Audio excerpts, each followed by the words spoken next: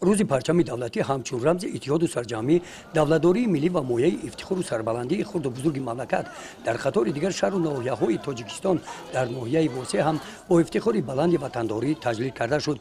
با این مناسبت چورابینی‌های تنتنوی با راهپیمایی دانه آغاز گردیدند.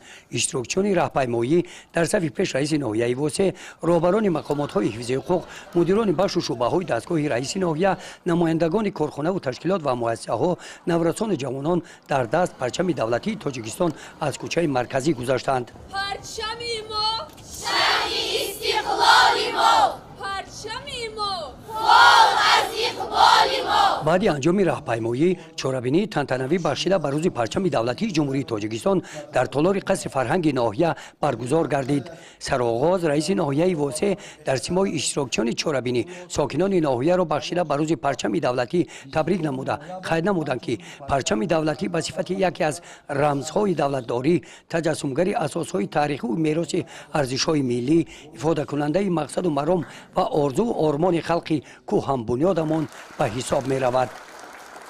بعد انجام برآمدهای رسمی در قسمت مکافات سپاری بخشیده به روز پرچم دولتی تاجیکستان یک قطار کارمندان ساحه‌های گوناگون با سپاسنامه مقامات اجرایی حاکمیت دولتی ناحیه قدردانی کرده شدند. در قسمت فرهنگی چورابینی کارمندان بخش فرهنگی ناحیه برنامه ادانه کنسرتی را منظور تماشابینان گردانیدند. بخشیده به روز پرچم دولتی تاجیکستان در ناحیه واسع همچنین چورابینی‌های ادانه در تشکیلات و مؤسسه‌ها و جماعت‌های دهات برگزار کرده شدند.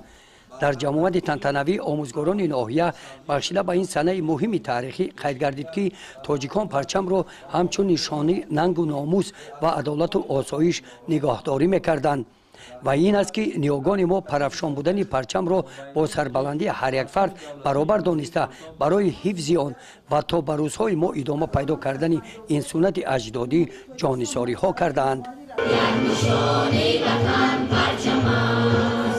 در همین محیط نورسان مؤسسه‌های تحصیلات میانه و ناحیه برنامه ادبی فرهنگی را بخشیده به روز پرچم دولتی تاجیکستان نمایش دادند. همین گونه چورابینی‌های ادانه بخشیده به روز پرچم دولتی تاجیکستان در دهات توگرک ناحیه واسع برگزار کرده شده. در این چورابینی با حضور سابقه‌داران مهنت، جوانان و نورسان، رئیسان خواجگی‌های دهقانی در موضوع پرچم دولتی رمز ملی دولتداری از تاریخ آن برآمدهای پرمضمون خوانده شدند.